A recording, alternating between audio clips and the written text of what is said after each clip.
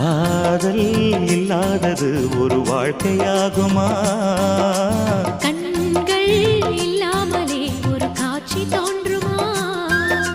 பெண்ணை தொடாதது ஒரு பெருமையாகுமா?